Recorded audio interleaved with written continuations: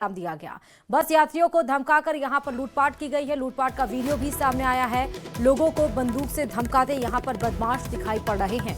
शेरगढ़ थाने में मुकदमा दर्ज हो गया है। मामले की पड़ताल में अब पुलिस जुट गई है। तो बड़ी खबर, बस में बंदूक की नोक पर यहां पर लूटपाट की गई है। यात्रियों को धमकाया गया है और उनसे जो भी सामान उनके पास थे वो सब लूट लिए गए। लूटपाट का ये वीडियो हम आपको दिखा रहे हैं। किस तरह से देखिए बदमाश बस के अंदर गए और वहां पर वो चेहरे पर नकाब उनके बना हुआ है और उसके बाद देखिए बंदूक दिखाकर उन्होंने यात्रियों को डराया, धमकाया और बंदूक की नोक पर उनके पास जो भी रुपए, पैसे, गहने, जो भी चीजें थी वो सब लूटकर वहां से फरार हो गए। लूटपाट का ये वीडियो सामने आ गया है। लोगों को बंदूक से धमकाते हुए आपको दिखाई पड़ रहा है बदमाश। शेरगढ़ थाने में इस पूरे मामले को लेकर मुकदमा दर्ज हो गया है और पड़ताल में पुलिस जुट गई है।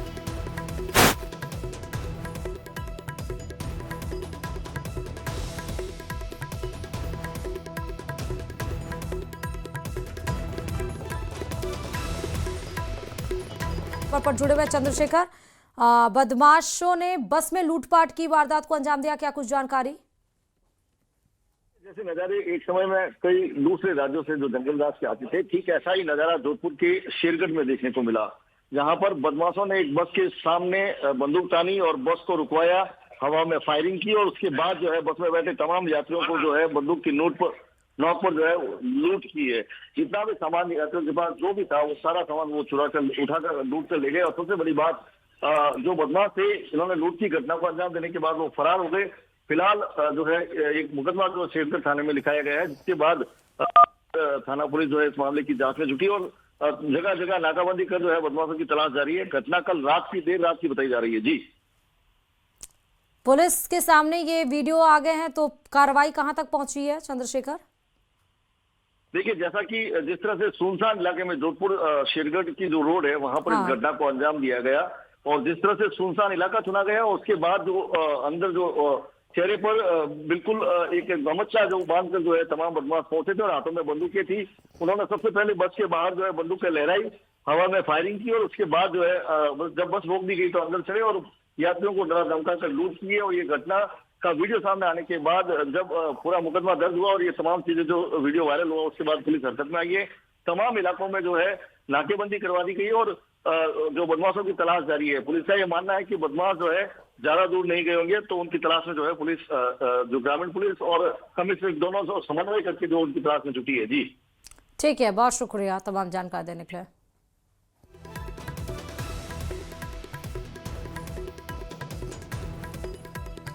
और चलिए पाली से भी बड़ी खबर सामने आ रही है। राष्ट्रीय पशुपालक संघ और डीएटी संघर्ष समिति का महापड़ाव देखने को मिला। प्रशासन और संघर्ष समिति के बीच यहां पर सहमति नहीं बनी है। 2 दौर की वार्ता के बाद भी यहां पर सहमति नहीं बन पाई है। आंदोलन कर्मियों ने महापड़ाव स्थल पर लाइट लगाई। भारी संख्या में नेशनल हाईवे 162 पर पुलिस का जाब्ता तैनात है। प्रशासन और संघर्ष समिति के बीच वार्ता के दौरान यहां पर माहौल ज्यादा बिगड़ गया। भीड़ में से पथराव के बाद पुलिस ने लाठीचार्ज किया। नेशनल हाईवे 162 पर लगे जाम को पुलिस ने खाली करवाया है। पुलिस ने एहतियात के तौर पर नेशनल हाईवे को बंद करा दिया। पाली सांडेराव से रास्ता डाइवर्ट करवाया गया है। तस्वीरें आपके सामने हैं। हम उस समय तस्वीरें आपको दिखाए थे जब संघर्ष समिति और पुलिस के बीच में ये झड़प की तस्वीरें भी निकलकर सामने आई थी, लेकिन अब उसमें अपडेट ये सामने निकलकर आ रहा है।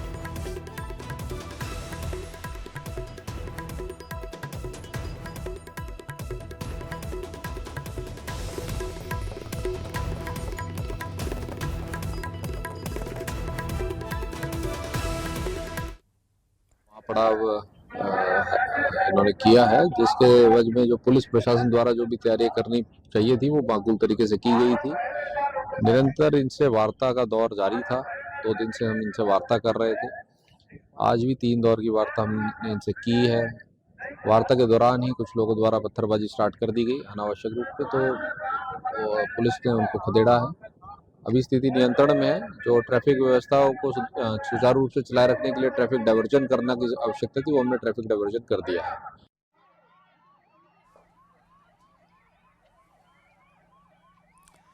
अंता उपचुनाव को लेकर बड़ी खबर सामने आई है। हनुमान बेनीवाल ने नरेश मीणा को अपना समर्थन दिया है। सोशल साइट एक्स पर पोस्ट कर इस बात की जानकारी दी है हनुमान बेनीवाल ने। उन्होंने कहा यह चुनाव सिर्फ एक व्यक्ति का नहीं बल्कि अंता की अस्मिता और स्वाभिमान का चुनाव है।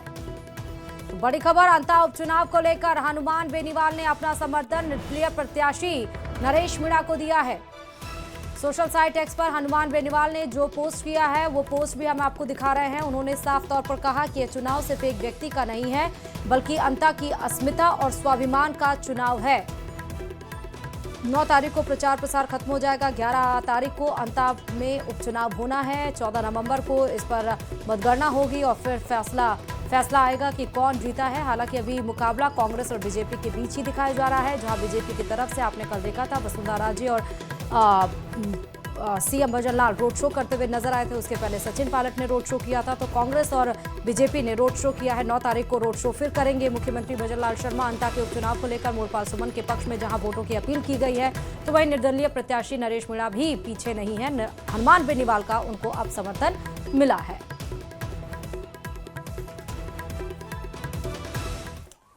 और अब बात प्रचार धुआंधार की और दिग्गजों की ललकार की। दरअसल अंता उपचुनाव में बीजेपी और कांग्रेस दोनों की पार्टियां अपना पूरा जोर लगा चुकी हैं। बीजेपी प्रत्याशी के समर्थन में जहां पूर्व मुख्यमंत्री वसुंधरा राजे मैदान में हैं, तो वहीं नेता प्रतिपक्ष टीकाराम जूली भी गांव-गांव पहुंचकर जनसंपर्क कर रहे हैं। दोनों ही पार्टियों के नेता एक दूसरे पर जमकर तीखे प्रहार भी कर रहे हैं। देखिए रिपोर्ट। अंता का रण प्रचार धुआंधार, पूर्व सीएम का बूथ कार्यकर्ताओं से संवाद, कांग्रेस का गांव-गांव में जनसंपर्क। अंता के सियासी रण में सभी पार्टियों ने अपनी पूरी ताकत झोंक दी है। पूर्व सीएम वसुंधरा राजे ने भी बीजेपी प्रत्याशी के चुनाव प्रचार की कमान संभाल ली है। पूर्व मुख्यमंत्री पिछले लंबे समय से अंता में भाजपा कार्यकर्ताओं की लगातार बैठकें लेकर पार्टी की जड़ों को मजबूत करने में जुटी है। उन्होंने अंता देहात के बूथ कार्यकर्ताओं और मंडल पदाधिकारियों से बीजेपी प्रत्याशी की जीत के लिए रणनीति पर भी चर्चा की। उनके साथ साथ चुनाव प्रभारी सांसद दुष्यंत सिंह भी लगातार ग्रामीण इलाके में कार्यकर्ताओं से जनसंपर्क करने में जुटे हुए हैं। वहीं नेता प्रतिपक्ष टीकाराम जूली भी 2 दिनों से अंता दौरे पर हैं। वो गांव-गांव जाकर जनसंपर्क कर रहे हैं, साथ ही कांग्रेस कैंडिडेट के लिए वोट करने की अपील कर रहे हैं। टीकाराम जूली ने भाजपा के भ्रष्टाचार वाले बयान पर पलटवार भी किया। उन्होंने सरकार पर एजेंसियों के गलत इस्तेमाल का आरोप लगाया। क्योंकि 2 साल से सरकार नाम की चीज तो कहीं नजर आ नहीं रही, और अंता और 12 को तो इन लोगों ने ऐसे समझ रखा है जैसे राजस्थान का हिस्सा ही नहीं हो। कोई बड़ी योजना, कोई काम यहाँ पे इस सरकार के द्वारा नहीं कराया गया। और विशेष रूप से मैं कहना चाहूंगा कि जो योजनाएं भाई जी ने स्वीकृत कराई थी, उन्हीं का काम अभी तक चल रहा है यहाँ पे। टीकाराम जूली 9 नवंबर तक अंता विधानसभा क्षेत्र में रहकर कांग्रेस के समर्थन में प्रचार प्रसार करेंगे। न्यूज 18 राजस्थान के लिए 12 से विपिन तिवारी की रिपोर्ट।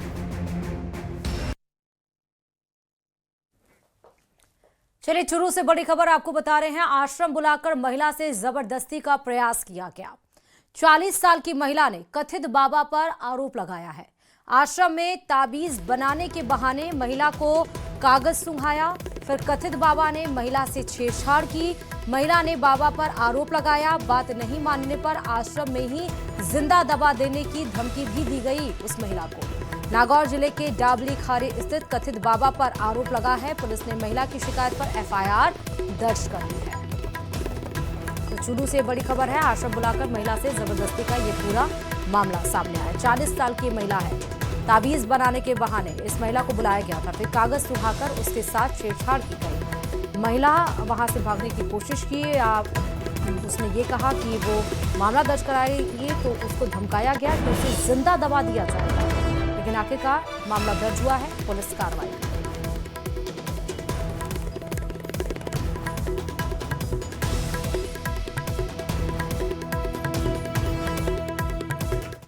और अंता उपचुनाव को लेकर एक और बड़ी खबर आपको बता दें। 9 नवंबर को मुख्यमंत्री भजनलाल शर्मा अंता में एक और रोड शो करेंगे।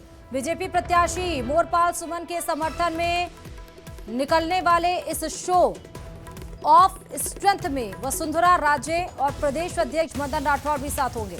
ये रोड शो बालाजी मंदिर से शुरू होकर सीसवाली तिराहे तक निकलेगा। बड़ी खबर आपको बता रहे हैं। आज 7 नवंबर हुए, कल 6 नवंबर यानी कि गुरुवार को भी आपने देखा था रोड शो, जिसमें वसुंधरा राजे, मुख्यमंत्री भजनलाल शर्मा, डिप्टी सीएम प्रेमचंद बैरवा, मोरपाल सुमन और भारी संख्या में बड़ा रोड शो ये हुआ था। भारी संख्या में कार्यकर्ता और जन आक्रोश यहाँ पर इस रैली में देखने को मिला था, इस रोड शो में देखने को मिला था। और एक तरफ 9 तारीख को एक बार फिर से रोड शो करेंगे मुख्यमंत्री भजनलाल शर्मा, और ये रोड शो बालाजी मंदिर से होकर सीस वाली तिराहे तक निकलेगा और इसमें भी वसुंधरा राजे और प्रदेश अध्यक्ष मदन राठौर इनके साथ शामिल होंगे। तो एक और रोड शो जहां बीजेपी का और दमखम नजर आएगा, बीजेपी का और धुआंधार प्रचार करते हुए अब बीजेपी नजर आ रही है। और 9 तारीख को, क्योंकि 11 तारीख को चुनाव है, तो 9 तारीख को शाम 6 बजे के बाद चुनाव प्रचार प्रक्रिया खत्म हो जाएगी और उसके बाद से आप देखिए कि 11 तारीख को चुनाव है, उपचुनाव है और उसके पहले बीजेपी एक और आप देखिए रोड शो करती हुई आपको नजर आएगी। और आप बात कर लेते हैं अंता के रण में चश्मा पॉलिटिक्स की। दरअसल अंता विधानसभा उपचुनाव का प्रचार अब अंतिम दौर में पहुंच चुका है। कांग्रेस और बीजेपी दोनों ही पार्टियों के दिग्गज नेता लगातार दौरे पर हैं और इसके साथ ही तेज हो गई है सियासी बयानबाजी। कांग्रेस प्रदेश अध्यक्ष गोविंद सिंह डोटासरा के हमले पर अब बीजेपी प्रदेश अध्यक्ष मदन राठौर ने पलटवार किया। मदन राठौर ने डोटासरा को चश्मे का नंबर ठीक करने की सलाह दी है। देखिए रिपोर्ट।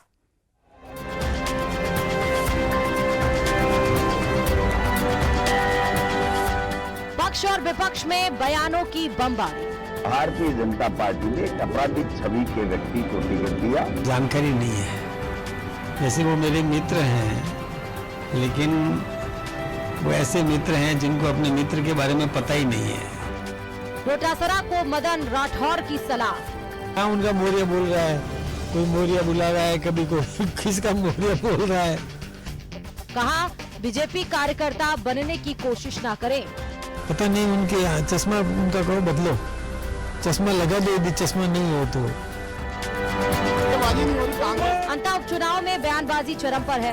कांग्रेस प्रदेश अध्यक्ष गोविंद सिंह डोटासरा के बयान ने प्रदेश की सियासत को गरमा दिया। अब बीजेपी प्रदेश अध्यक्ष मदन राठौर ने डोटासरा को घेरा है। राठौर ने साफ शब्दों में हिदायत दी है कि डोटासरा बीजेपी के कार्यकर्ता बनने की कोशिश न करें, अपनी आंखों का चश्मा ठीक कराएं और देखें कि मोरिया किसकी पार्टी में बोल रहा है। देखिए, हमारी बीजेपी एक है, अब उनको दिख रहा है, पता नहीं उनके चश्मा उनका कहो बदलो, चश्मा लगा दो यदि चश्मा नहीं हो तो। चश्मा उठपटांग लगाया होगा, कभी दिख रहा है उनको। कई बार ऐसा होता है ना कि नजर का वो फेर हो जाता है। कई लोगों के नजर के फेर में कुछ एक के दो दिखते हैं, हाँ, पता नहीं उनके क्या फेर है। हमले का सिलसिला यहीं तक सीमित नहीं रहा। उन्होंने डोटासरा के उस बयान पर भी पलटवार किया जिसमें उन्होंने बीजेपी में अंतरकलह का आरोप लगाया। राठौर ने कहा कि कांग्रेस में 5 साल कुर्सी बचाने की जंग चलती रही और आज भी गुटों में बटी हुई है। हमारी पार्टी की बात अब पता नहीं उनको कैसे बातें करते हैं वो, यानी भाई हमारी व्यवस्था होती है, हमारी पार्टी के कार्यक्रम हमारी रणनीति है, हमारी रणनीति के हिसाब से कार्यक्रम तय होते हैं। अब डोटासरा जी को सपने में आ गया कि बोले वसुंधरा जी की बिना अनुमति के नहीं हुआ। अरे कार्यक्रम पार्टी तय करती है भाई, पार्टी के कार्यक्रम होते हैं। वसुंधरा जी भी राष्ट्रीय उपाध्यक्ष है, हमारी राष्ट्रीय उपाध्यक्ष है वसुंधरा जी, और वो हमको निर्देश दे सकती है ना, क्यों नहीं दे सकती है। डोटासरा जी को क्या पड़ी है हमारे के क्या हो रहा है क्या नहीं हो रहा है। दरअसल मुख्यमंत्री भजनलाल शर्मा और पूर्व मुख्यमंत्री वसुंधरा राजे के एक साथ रोड शो करने पर गोविंद सिंह डोटासरा ने सवाल उठाया था। डोटासरा ने कहा था कि वसुंधरा राजे की बिना मर्जी के मुख्यमंत्री भजनलाल झालावाड़ और बारां नहीं जा पाए। अंत उपचुनाव में अब आरोप प्रत्यारोप के बीच दोनों दलों की प्रतिष्ठा दांव पर है और फिलहाल दोनों पार्टियां मैदान में पूरी ताकत झोंक चुकी। जयपुर से न्यूज 18 राजस्थान के सुधीर कुमार शर्मा की रिपोर्ट। प्रदेश के 6 जिलों के किसानों को सीएम भजनलाल शर्मा ने बड़ी सौगात दी है। सरकार ने 6 जिलों के किसानों के लिए कृषि अनुदान को मंजूरी दे दी है, जिससे करीब 40 तहसीलों के 2961 गांव के 8 लाख से अधिक किसानों को राहत मिलेगी। इनमें अजमेर, अलवर, झुंझुनू, कोटा, पाली और बांसवाड़ा के किसानों को राहत मिलेगी। अतिवृष्टि से हुई खरीफ फसल की क्षति को ध्यान में रखते हुए ये लिया गया है फैसला।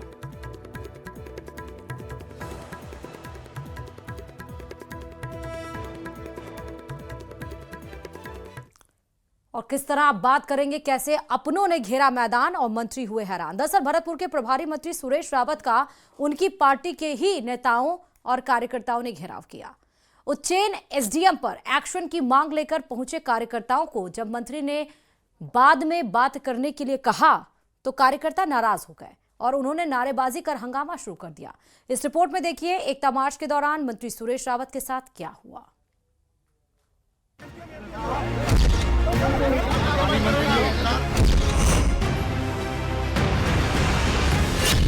प्रभारी मंत्री को कार्यकर्ताओं ने घेरा।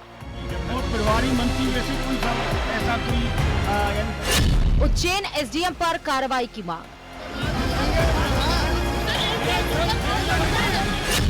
एकता मार्च रैली में हुआ हंगामा।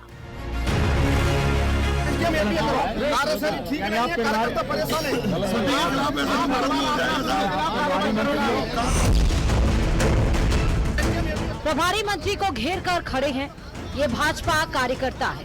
मंत्री के सामने अपनी नाराजगी जाहिर कर रहे हैं और मौका है भरतपुर में वंदे मातरम कार्यक्रम का। उज्जैन एसडीएम के खिलाफ कार्रवाई की मांग को लेकर कार्यकर्ताओं ने हंगामा कर दिया, जमकर नारेबाजी भी की।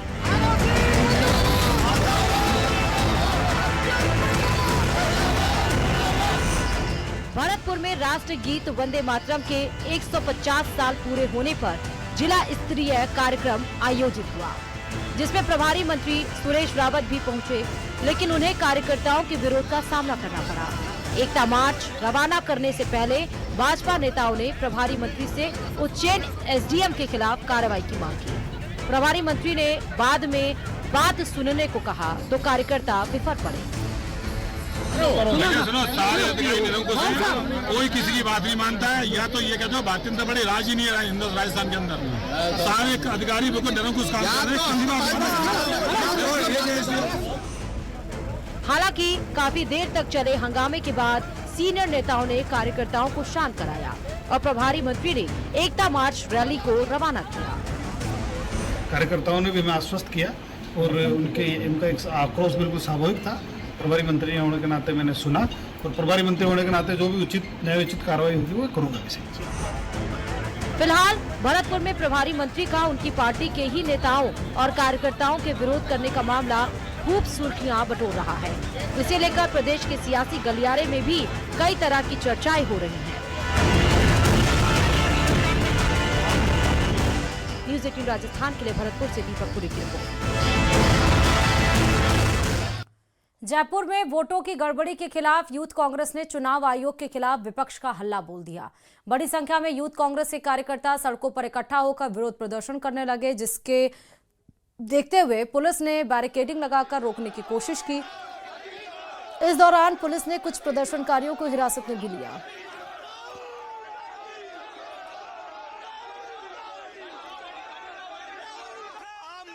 लोकतंत्र की हत्या की जा रही है, आम नागरिक के वोट को लूटा जा रहा है, उसकी स्वतंत्रता को लूटा जा रहा है। ये सहन युवा कांग्रेस नहीं करेगा और आने वाले समय में तहसील से लेकर राजधानी स्तर तक ज्ञानेश कुमार का चुनाव आयोग का विरोध जारी रहेगा।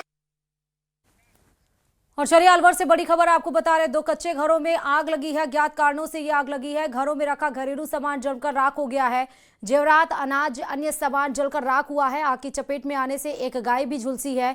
बड़ी मशक्कत के बाद आग पर काबू पा लिया गया है। कड़ी मशक्कत के बाद ये सीधे हम खबर जो है वो आपको अलवर से बता रहे हैं। 2 कच्चे घरों में आग लग गई है।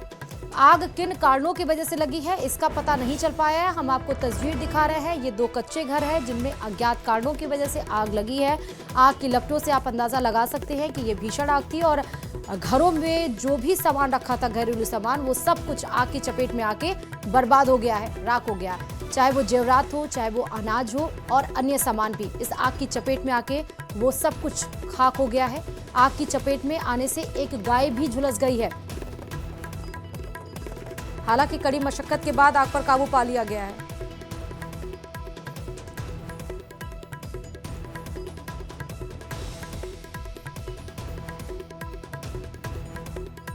तो अलवर के रैली से अब बड़ी खबर देख रहे हैं।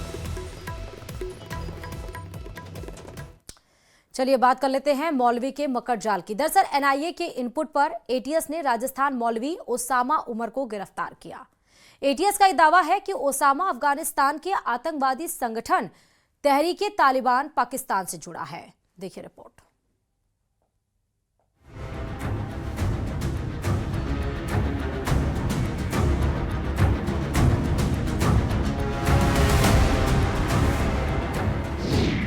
जिहाद के लिए ब्रेन वॉश, आतंकी संगठन से जुड़े तार, मौलवी का तालिबान कनेक्शन। पाकिस्तान के आतंकी संगठन तहरीक तालिबान से ताल्लुक रखने के इल्जाम में जिस इंसान को गिरफ्तार किया गया है उसका नाम मौलवी मोहम्मद ओसामा उमर बताया जा रहा है। देश के गद्दारों पर एक्शन जारी है। इसी क्रम में संदिग्ध आतंकी से पूछताछ में कई चौंकाने वाले खुलासे हुए। पता चला कि वो अफगानिस्तान के खूंखार आतंकी संगठन तहरीक तालिबान पाकिस्तान यानी कि TTP से संपर्क में था, जिसके बाद ATS ने अब उसे विशेष कोर्ट में पेश कर 5 दिन के रिमांड पर लिया है।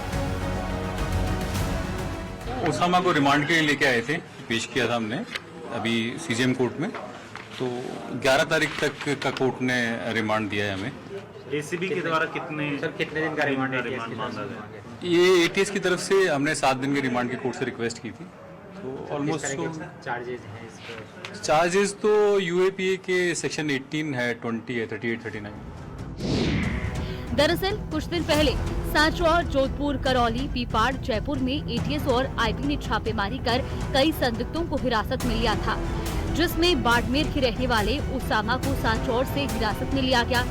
ओसामा पिछले 8 महीनों से एक मस्जिद में रह रहा था। उसकी गतिविधियां संदिग्ध थी। ऐसे में ATS ने जब उससे पूछताछ की तो पता चला कि संदिग्ध ओसामा 4 साल से TTP के एक टॉप कमांडर के संपर्क में था। इंटरनेट कॉलिंग के जरिए आतंकी संगठन से उसकी बात होती थी। जिहाद के लिए कई युवकों को संगठन से जोड़ने की कोशिश कर रहा था, जिसके बाद ATS ने UAPA एक्ट के तहत मामला दर्ज किया। जब पूरी तरीके से आतंकवादी गतिविधियों के से मनोवृत्त हो चुका था और किसी एक अंतर्राष्ट्रीय स्तर पर प्रतिबंधित आतंकवादी संगठन से भी सक्रिय रूप से जुड़ चुका था, तो इसके लिए आज से 4-5 दिन पहले करीब 5 जगह पर दबिश देकर, धावे देकर हमने 5 संदिग्ध व्यक्तियों को पूछताछ के लिए बुलाया था। और उस गहन पूछताछ और जांच के बाद यह सामने आया कि इन शेष 4 व्यक्तियों को यह प्रवृत्त कर रहा था, दुष्प्रेरित कर रहा था और स्वयं आकंठ आतंकवाद की विचारधारा से प्रभावित होकर संगठन में सक्रिय भागीदारी कर रहा था। उसके आधार पर इसको गिरफ्तार किया। फिलहाल ओसामा को गिरफ्तार कर ATS उससे आतंकी गतिविधियों और फंडिंग को लेकर लगातार पूछताछ कर रही है, जिसमें आतंकी संगठन से जुड़े और भी खुलासे हो सकते हैं। इस मौलाना से संपर्क में जो भी लोग रहे हैं उन्हें बाकायदा जो कट्टरपंथ की शिक्षा से दूर ले जाने के प्रयास किए जा रहे हैं, ताकि इस तरह के जो सोच है या विचारधारा है उसका नुकसान दूसरे लोगों को ना हो। अब देखना ये होगा 5 दिन के रिमांड के अंदर क्या निकल करके सामने आता है और इस मामले में जो जांच है आगे किस दिशा में जाती है। कैमरा पर्सन दिलीप चेची के साथ में अरबाज अहमद, न्यूज़ 18 के लिए जयपुर से।